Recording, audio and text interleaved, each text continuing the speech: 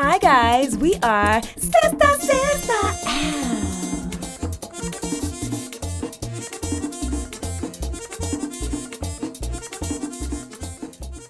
Welcome back to our amazing listeners as well as our YouTube watchers. You know what it is. It's season 2 of Sistah Sistah. Oh, I love that we're doing it live. Oh my God. We're finally transitioning back. Yes. I mean, but I think we're supposed to be 6 feet apart. Yeah, okay. Anyway. And a big thank you to our subscribers. So hit that notification button on your preferred platform, better yet, all the platforms, to catch up on past episodes and to get alerts on new ones.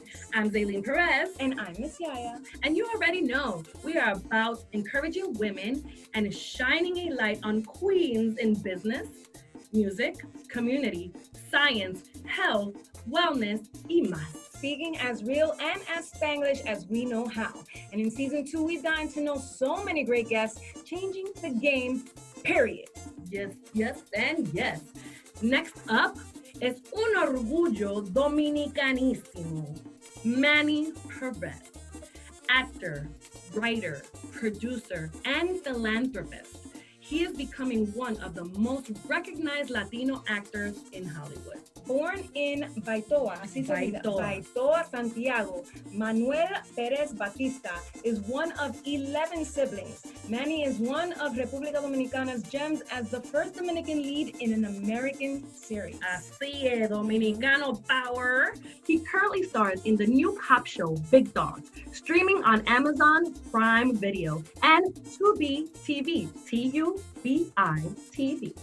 He's been in several movies and made guest appearances on major television shows like Homeland and Blue Bloods, but this is his first lead role in a series. We're excited to hear how he's giving back to his motherland and also what he thinks about Latino representation in Hollywood.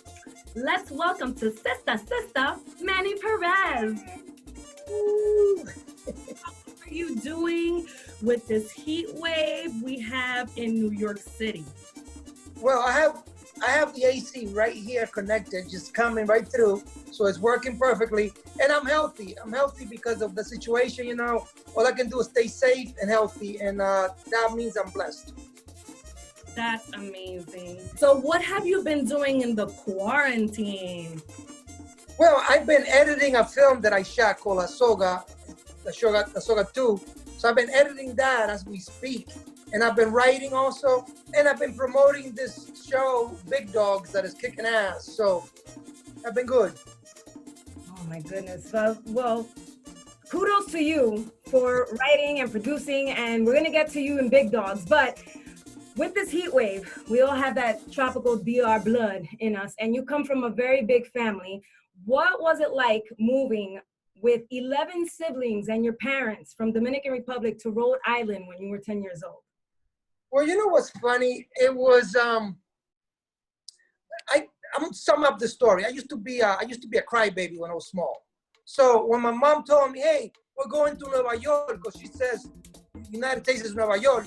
So we came to Nueva York, and I left my friends, and I started crying. I was crying on the plane over. I got to JFK. My brother picked me up. Drove to Providence, I was crying. I got to Providence, and my cousin was like, "Why is he crying so much?" And I was like, "Because I miss my friends." So he had a Humphrey bike, a bike, you know, so a bicycle. So he's like, "Hey, if I let you borrow the bicycle, will you stop crying?" And I went, and I forgot all about the DR. So all you needed was a bribe. Because, you know, where I come from, we had no bikes. We have donkeys and cows and stuff, but no bikes. So that was like a big deal in my life. And how was that whole transition? Aside after when you had the bike, how was was it a culture shock for you? Yeah, it was. It was a huge culture shock. And I didn't speak the language either. I only spoke Spanish. So, and at that time, they didn't have ESL. So I had to learn the hard way. But I learned fast. I think I learned in 2 years. But it worked out. You know, I'm thankful that I went through those moments in that time in my life. What was the TV show? Because I know that a lot of people, when they go to another country, there's either a music artist or a TV show that they watched on repeat or listened to on repeat. What was it that helped you learn English? Oh no! Well, at the time I used to watch a lot of Sesame Street, huge Sesame Street, huge. It was funny because I didn't know that Morgan Freeman was that guy. He was that guy. Phyllis. I grew up watching that dude. So I feel like Sesame Street really helped me out with my learning English and trying to figure that out. Oh man, that is so cool. Because sometimes people, like a lot of people that are not that speak Spanish, people go like, oh, I watch novelas because that's how I learned how to speak Spanish and the whole drama. So that's kind of cool. No. Yeah. So, Manny, as a publicist for Urban Lifestyle Media, I've had the pleasure of seeing you in action during press junkets for movies like Colao, Jack Veneno, La Soga Part 1. How do you feel starring in this Dominican-made movies, especially Jack Veneno, based on the true life story of a DR wrestling hero? Well, you know what's funny? You know, I always say I feel blessed because I'm part of the whole DR movement that is happening now for La Ley de Cine. And I feel like, why do I keep doing those films? Because I feel like the United States is not giving me those opportunities to be the lead in those shows. So I go to DR and I do these amazing films where I'm the lead guy and I do stories that I speak Spanish. Plus I feel that, you know, I have more emotions with my native tongue. Somehow mother in Spanish, mama, feels more than mom. So that's why I always go back to what I feel more. So I feel more emotions when I speak Spanish. It's weird. That's actually pretty interesting. It makes sense though, because I've had friends that like are West Indian or whatever, and they grew up in the United States and they speak English like an American, but when you piss them off, that accent comes out. That's where the passion is. And ¿a ti se te sale la I? Siempre. No, it's true. Siempre se me sale la I porque, I don't know, it's just part of my, it's how I speak with my mom and my family, you know, so it's more like, hey, that's what makes me feel natural. That's how I feel too. When either I'm super emotional, happy, or really mad, a mí se me sale la I, pero de una vez. There has to be like some scientific explanation. I don't know, but who knows? But that's and I love that. It's important for everybody who doesn't know already. You have been definitely one of those pioneers in bringing the Dominican cinema to the next level. Not only with the quality of work that you do as an actor, but producing it and writing it. And so you've been playing all these different roles in getting what now today Dominican cinema is, which has been doing phenomenally. It really has. I mean, it's come a long way since like Sanky Punky. That's girl. One of the or Andrea. come a long way. But please help me out with this one, okay? Your first movie was in, espérate, Nayuyoku no, ¿cómo es? El Rey de Najayo. That's how you say it? El Rey That's right? Nayo, that's not how it translates on paper. Okay, well, how do you spell it? NYU, Nayu, YOKU, Yoko, NO, no, Kopu. Kapu? ¿Qué es That's eso? my first film? The Japanese film? Oh no. No, that's the Japanese title, but in English it's New York Cop. Yes. I just wanted to hear the translation though, because Yeah, that was my first project as the sort of bad guy in the independent market filmmaking. So that was my first project here in the States, yeah. how did you find out about that role and how did that experience prepare you for Hollywood? Well, you know what's funny? I right after college, I went to Marymount Manhattan College. That was one of my first auditions. I had an agent at the time. So I went in for this audition they were looking for a Puerto Rican opposite Chad McQueen, who was Steve McQueen's son, and Mira Sorvino, who's Paul Sorvino's daughter, who she went ahead and won an Oscar. So it was opposite them, and I would play a Puerto Rican thug, blah, blah, blah. So in that audition, I remember in that audition were like your typical Latino actors going in for the same role. So as time went on, I saw that I was in the callback, I was seeing less and less of my friends. So anyway, I got the part, and that was like a major deal in my life because it was like a big role, and opposite these dudes who are also starting their career off in the industry. And that's just, that sort of gave me a big boost to my ability to, book stuff. Because at the time, you never know. Once you're out of college, you never know how life treats you or what will happen to you. So that sort of boosted my energy to continue this route. So that really helped out a lot. Wow. That gave you that confident boost, like, oh, I can do this. Exactly. That helped out a lot. And as you mentioned before, and we already said, you're also a writer and a producer. Yeah. That's right. You better, date bombo. Come on, date bombo. What was your inspiration for writing, producing, and starring in Washington Heights back in 2002? Well, it's right there. That's Washington Heights. Nice. That post, that's Washington Heights. The reason why I co-wrote Washington Heights with a friend of mine is because I was sick and tired of playing your stereotypical bad guy, which at the time I didn't mind because there was nothing else being offered. So I said, well, you know what? I'm going to write a story about a character from Washington Heights. Actually, we shot it in this apartment as well. A character from Washington Heights who has a conflict with his dad. The conflict is very simple. The dad is a bodeguero. He wants his son to be a bodeguero, but the son wants to be a cartoonist. So that film sort of changed the way Hollywood looked at me, or the way producers looked at me, and they're like, "Oh, wait, this guy is not just he doesn't just play a thug. He's actually can play something else." So that sort of changed my career and opened a lot of more doors for me in the industry. Wow, that's awesome. That's how you see the importance of having representation in every element. Because if you didn't write that or produce that for yourself and put yourself as that character, you may not be in the same position. Who knows, right? Exactly. No, you're right. And listen, that film did a lot for the filmmaker, for myself, for everybody involved. Because it went to a lot of festivals, it opened up nationwide, and again, it was one of the first films about a Latino from Washington Heights.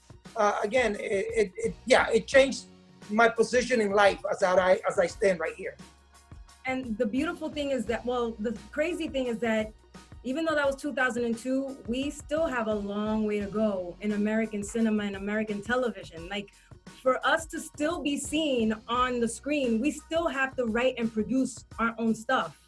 And it's sad, but it's also empowering because we are creating the narrative. We are the ones putting the stories out there because we're the ones living the stories. So I think it's great that us as Latinos continue to use that as a push to, you don't want me in your stuff? I'm gonna write my own stuff. But I feel like it's better that way because we're telling true stories, not just the thug stuff. Absolutely. You know? What are your thoughts? Actually, I want to piggyback right on top of it because I'm always very, very intrigued on people like yourselves with such a great trajectory in the industry. Like all this Me Too movement has been coming out, the Black Lives Matter, other entities that are really putting in the forefront the inequalities in the industry, especially the film. What are your thoughts on that? Well, see, I've always said this and I'll say it again. I think the problem with us, first of all, we need more of us behind the camera, but nothing else. But I think the problem with us is that we are not united as Latinos. For example, a Dominican comes to the United States, he feels he's Dominican. He's not, he's Latino. A Mexican comes here, he feels like he's Mexican. No, he's Latino. So when I make a film like Washington Heights, Mexicans are like, yo, that's not for me. That's some, I don't know what, that's some Caribbean shit.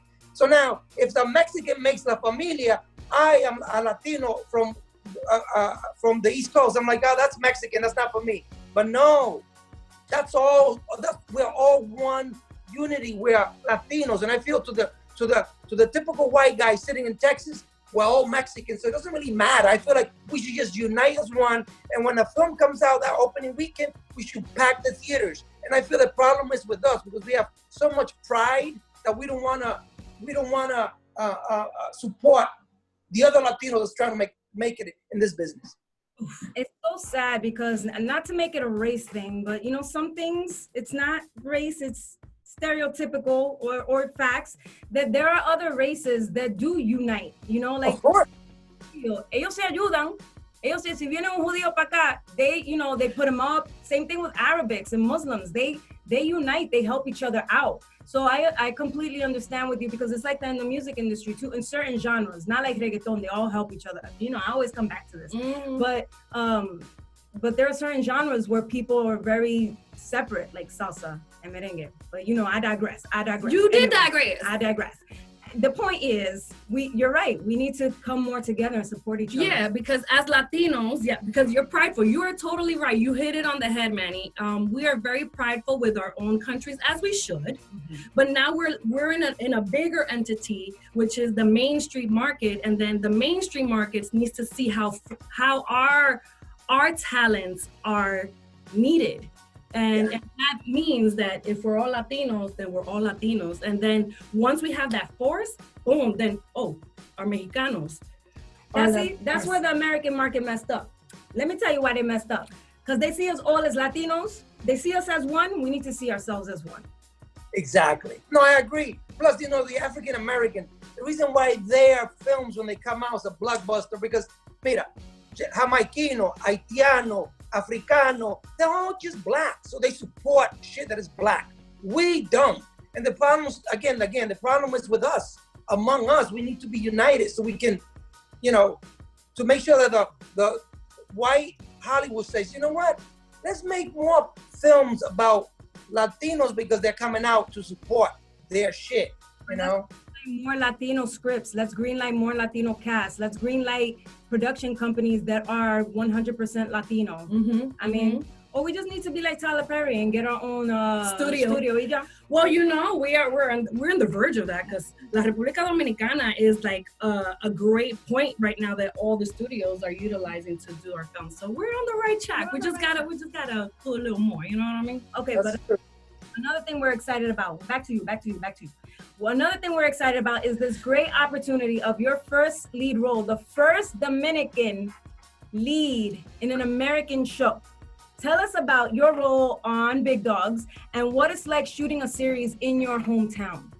Well, let me say that, you know, again, being Latino, being Dominican, from the Heights, I've read a lot of scripts, and I do TV shows, but I'm always the third guy. I'm always the detective that comes in for a few scenes and leaves. I'm always the crook. But the lead is rare to get an opportunity like this. So when I read that script, I'm like, wait, you guys, is this for real? And it's real. The guy is from Washington Heights, Dominican detective, worked at the 34th precinct. I'm like, wow, this is so Dominican, so real. Anyway, so we did it, we shot it. It's amazing to shoot here in New York City. I love, because New York City is a character among the show. So it's out now, and again, I hope, and it's doing great. So far, the numbers are high, but I hope that more people see it. So Hollywood says, you know what, let's do more shows where the lead guy is a Latino. Because we are supporting. And I feel that's where, you know, that's what we got to do. What I love about because I've watched the series, it's a great series, very action-packed. What I love about it is that it's not just them saying you're Dominican. They give you say coño a lot. And you say a lot of, you bring your Dominicanidad to your character, which is amazing. It's not just on paper, it's in your character. Yeah, no, the writer was like, the writer's an ex-cop, so he has a lot of friends who are Dominican, so he wanted to make sure, it's based on these books by Adam Dunn. So he has a lot of friends with Dominican. He's like, I want to make sure that this character stays Dominican. We're not changing him Mexican, we're going to keep him Dominican. So, I mean, I have a lot of respect for that guy because of that. So he's like, look, man, I want you to be you. Bring your culture to it. Be you. And the beautiful thing about him also is that this character, he's very family oriented. He loves his dad, always getting guidance from his dad. Something that happened in my life. I'm always getting a guidance from my family. So it's very true to our culture, you know? Tell us, so for the folks that are listening and tuning in and have yet to see it, tell us what to expect. Tell us, like, why should we get excited and log on, like, right now, right after Sistah Sistah? Great. The show's called Big Dogs. It's right now streaming via Amazon Prime. And if you don't have Amazon Prime, you can see it also on Tubi TV. That's TUBITV.com. The show gives you an alternate reality in New York City. Mind you, we shot this a year and a half ago. And the show, again, is New York City, the government, police is being defunded. Exactly what's happening now. Chaos everywhere. So now we didn't know at the time that what we were shooting was actually a reality right now.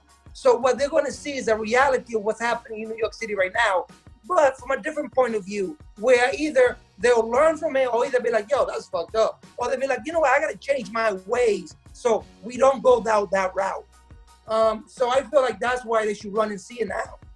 Oh man, I can't wait. I haven't yet to tune in, but I definitely will tune in because it's so amazing to also see the actual the reality and the depiction of who Washington Heights, the people in it, and everything that goes about, and that's always such a great thing to see on the screen, because there's gonna be a little boy or a little girl that be like, "Ay, Dios mío, mira, I could be that. Oh my God, it happens." You know what I'm saying? And do it in a way that is like entertainment, and that they can aspire to say, "Hey, I could act. I could do that." You know? So I love that. You know what I love about your character? Because being cast in roles where you're always the bad guy, and a lot of cop shows are portray cops as being crooked cops, or like mostly crooked cops. You're not a crooked cop. You're like somebody that's trying to like figure it out and be like, but why are you guys all assholes? What's your favorite part about playing Santiago? Just that there's nothing cliche about the character at all. There's nothing stereotypical about the character at all, stereotype. He's just a guy trying to find the truth behind this chaos. And that's it, just pure honesty.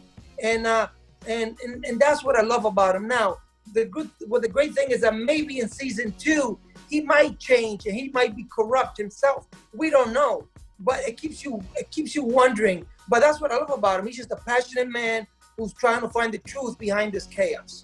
Mm-hmm. And speaking of the description of this current character that you guys can see, you've played many roles. So what would you say has been your favorite character to play, and why, in your series of all that you've done thus far? Wow, that's a good question. Well, see, it's funny because right now my favorite character is the character that I'm playing now, or that I just played, Sixto Santiago. Why? Because he was the most recent thing I've done, and I just love the character. He's a little passionate. He's a passionate man. At one point, I loved what I did in Washington Heights. Now, I'm more mature, and I hate the work I did in Washington Heights. So, can you elaborate? Well, the older we get, the more you mature your craft. So, at the time when that came out, I was like, oh man, I'm badass. This is fucking great, blah, blah, blah, blah. I can't look at that no more because I feel like what I was doing there, to me, it was bullshit work. You also won a Milan in the Milan Film Festival. Exactly. I won a big award at the Milan Film Festival, which is a huge festival at the time. So, for Best Actor. Mind you, Best Actor. But I can't even look at the work anymore. That happens with me throughout the years. Like I did this show called this Dominican film called Ep9, and I won an award for that, Best Actor. Now I came and look at it, and that was 6 years ago.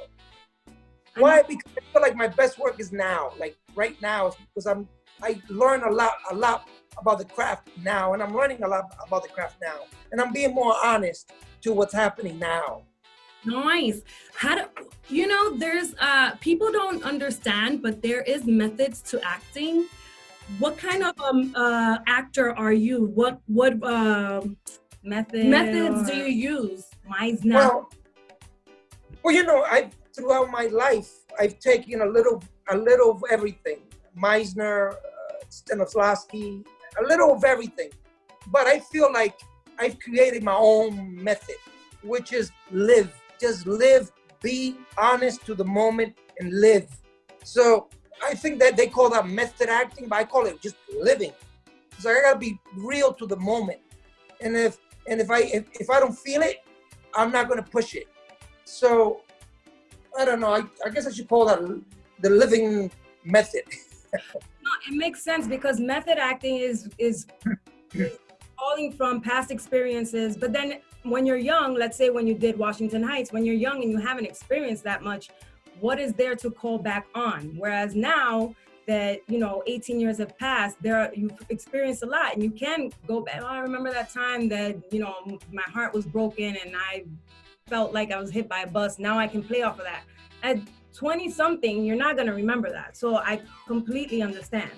Yeah, but the thing is, what I'm realizing is that I don't try to do that anymore.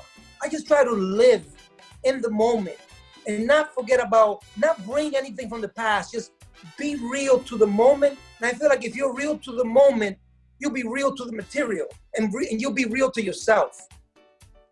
So that's how I sort of am looking at the craft. Dive into creating this character, to sinking in with this character. Has anything kind of stuck? Always. It's crazy. It's funny. When I did Colau, I think you guys saw it. I shot Colau in the DR, and I got this offer to do Big Dogs. So Colau, the character, was like un pariguayo. He's always like in shock, and his mouth is always open. So that was something that I added to the character, right? So guess what? I'm watching Sistah, and there's a moment I'm like, coño, ahí te pariguayo otra vez. I brought the pariguayo into the moment. I'm like, fuck. That's something that I brought from playing Colau into this. But it's only like a moment, and I'm like, damn, I should have corrected that. But you bring things from the other characters to the present, It's crazy. Kind of dope though. Have you ever been part of a cast where on-set pranks was a thing? If so, what's the craziest prank, by who, to who, and on what set? Ooh. No, I've never been. I'm one of those strange actors that I like my space and nobody fucks around with me because I'm in my world. So I don't play that shit on set just because it's just the way I function, Have you heard any stories of stuff like, Yeah, really. I haven't. I have never. It's weird. I haven't. You just stick to your character. I know, but I don't know if I lose the fun of being on set, but to me that's fun. Being in that character is my fun moments. Are you one of those actors that until you are done, you will remain that character? I'm one of those. I'm one of those because it makes it just, again, the work is honest. At the end, the result, you're like, that's an honest work. There's no lies in between. For example, I was doing a film way back with this friend of actor, and we're in the moment there, right? So the director cut. So he's on his phone. He's like, hey, selfie. And he takes a selfie. And they're like, action. So he goes back into I'm like, yo, man, this shit is not real, dude. You can't go back into it when you were like using your cell phone to take a fucking selfie. It just doesn't work for me. I feel like you came out of the moment. And the truth is, the scene sucked because he came out of the moment. Right. So it makes complete sense. It messes everybody else's vibe up at the time. So shit like that, I just don't, I don't buy. Yeah. So for you, tell us something about what makes Manny Perez take a role? I've heard you speak about certain things in the past because we've been together for different campaigns and stuff like that. But folks who are listening and tuning in, they need to know what drives a Manny Perez to accept a role. What is it? A good script. A good script. I don't have to be the lead. As long as it's a good script. I feel like story is the main thing. Is the tronco. It's how you say it in English. The what? Foundation. Yeah, exactly. Of a film. Without a story, it doesn't matter if you have Al Pacino or Robert De Niro, it's gonna suck. So to me, what matters is a good story. If it's a good story and I love it and it moves me, I'm in it. I don't need to get paid. I don't need to do shit. I just want to be in something that is amazing. So that's how I look at scripts, you know. Yes, yes, and yes. So tell us about your charity work in the Dominican Republic. How did you get involved? And how can others get involved if they're interested? Well, you know what? I come from a family of 11 kids. We grew up in the mountains. We were dead poor, girl. We were dead poor, girl. So I'm always out to help others that are going through what we all went through growing up. So I became a member of Souls for Souls way back. It's a charity that helps. They go around the world to help with shoes. So I became a part of that charity. And then there's others in the DR that you can become. You can also help them out by donating whatever you want to donate. I just feel that, you know, we take it for granted what's happening here, but the DR is, I mean, we there's towns in the DR that is like dead poor. I mean, like dead poor. People are living in a house made of boxes, you know. But we don't see that at all. And I feel like we have to go back and try to help those that need. So I'm always trying to help, you know, people that need.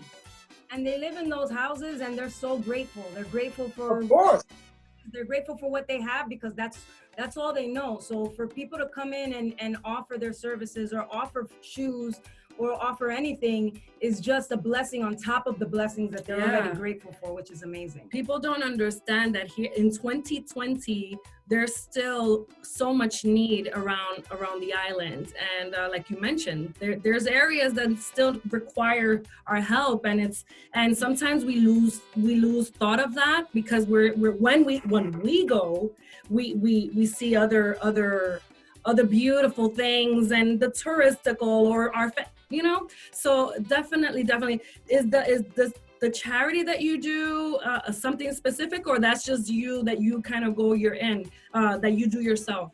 I just do myself. I mean, I just try to make sure that on their end there's honesty involved and there is like everything is clear as ice, because nowadays everybody's trying to get over you or trying to get over on you. So I make sure that I know who I'm dealing with on the other end. And you want to make sure that the services and the resources that you're providing are going straight to the people that deserve it the most. It makes sense. I have another question. So here at Sistah Sistah, we're all about women empowerment. Who have been the female influences in your life? My mom.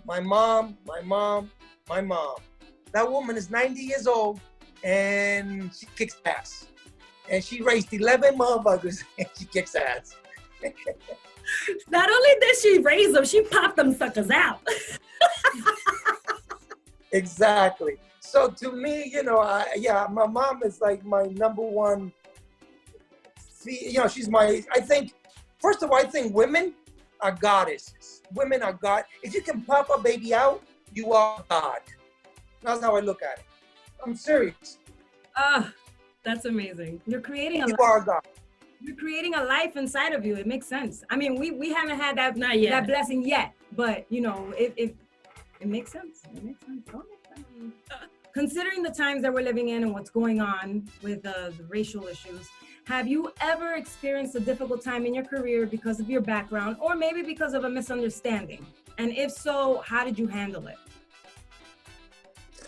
Many times. That shit is so obvious, it's crazy. Well,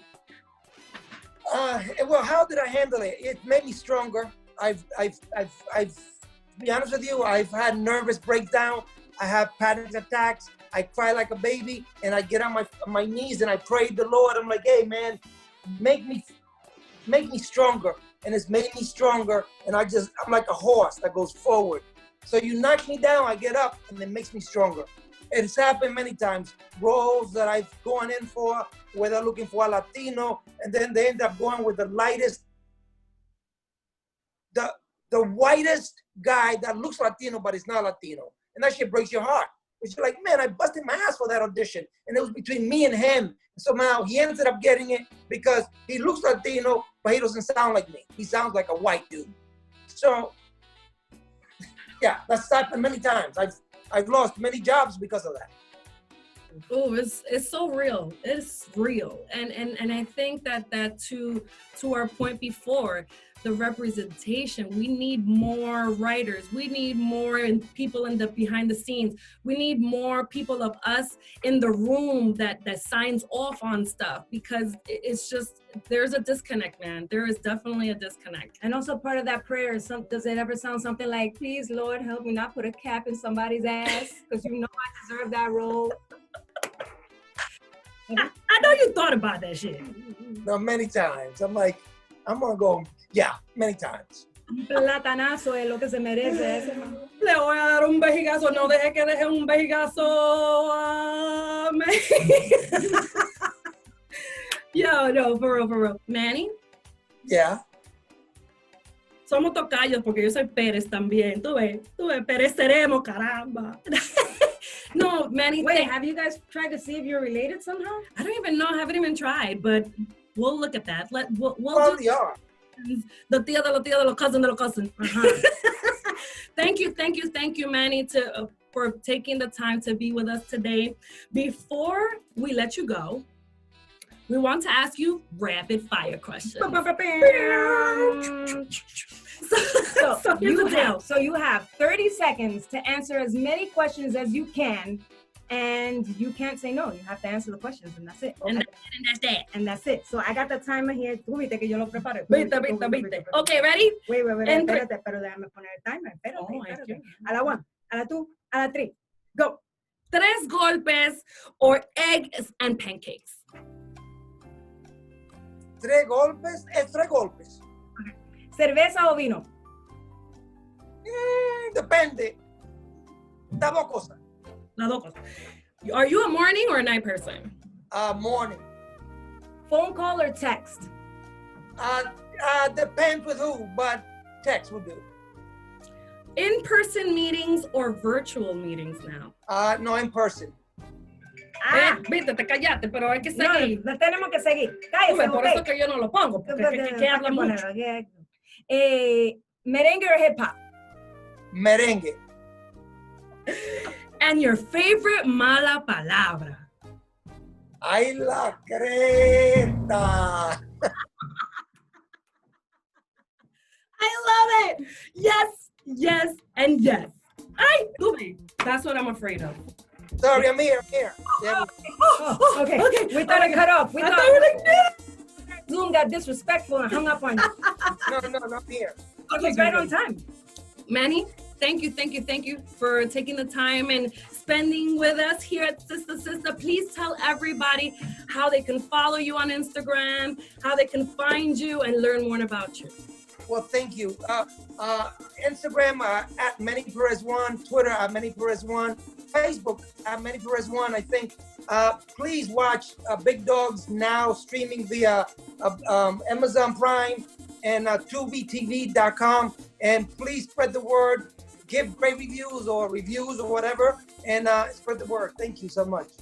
5 stars. So once again, thank you, and you're now part of the Sistah Sistah familia. Thank you.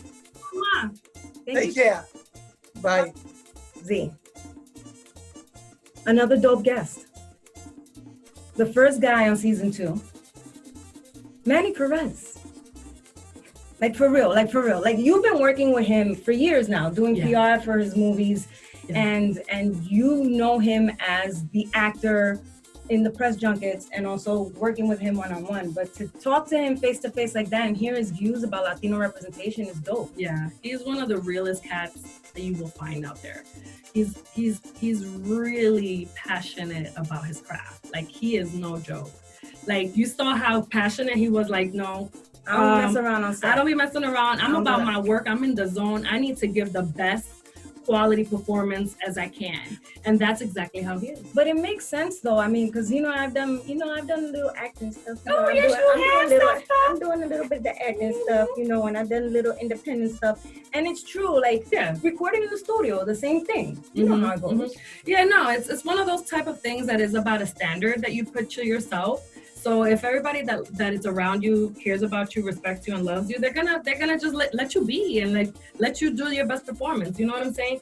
People let people do their best performance because at the end of the day, they're like, oh, that was fire. You know what I'm saying? So yeah, I think he's an individual that he's setting his standards. He knows what he needs to be the best.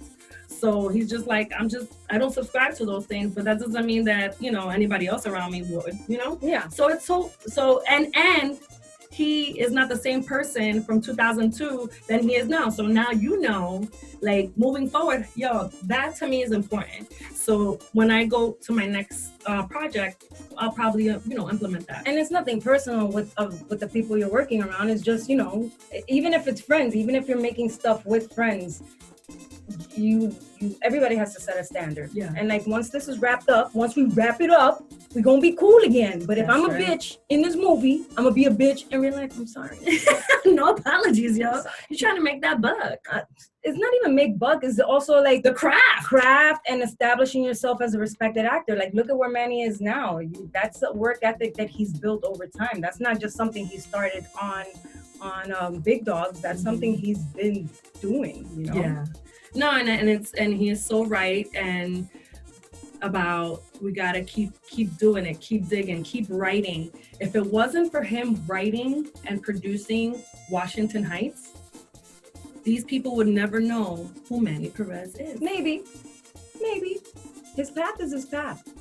Yes, but it probably would have taken him longer. You're right. So he took the initiative to do it, guys. We keep on saying it in this show. You want representation? You got to go do it. You gotta be it. You gotta be it. And that's with anything. That's with acting. That's if you want to write a book. That's if you want to write a screenplay. If you want to record an album, you can't wait anymore. Your community, change in your community, especially now. Change in your community. Right now, we are in such a crazy moment that we are yearning for change and to be seen, to be heard, to implement change, affect change, all of it. So Manny Perez, thank you. Yes. So now we're gonna wrap it up. We're so back. We're so happy to be back in Colorwerx. So guys, you already know you can find me at Zeitlin Perez on Instagram, Twitter, Facebook, and all that good stuff. And I'm B.MissYaYa, THE.MISSYAYA,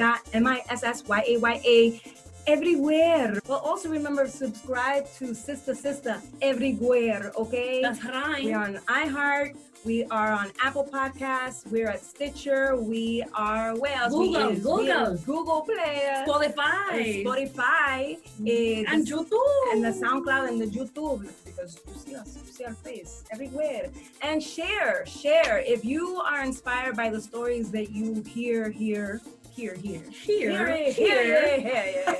If you're inspired by the stories you see and hear with us on Sistah Sistah, share it, because we're trying to get, we're trying to get to more people. We're trying to inspire more people, especially young girls who don't know if they should even start, if whatever it is. Like I said, you don't have to aim to be a superstar. You could aim to be an author. You can aim to be a teacher. Don't let anything hold you back. And all of the people that we've interviewed are prime examples of that. And they have great stories as to what made them start. So we want to inspire as many people as possible. And that helps if you share the wealth and the inspiration that we share with you. Tell it to everybody. Because we want to be everywhere. And we are Sistah Sistah.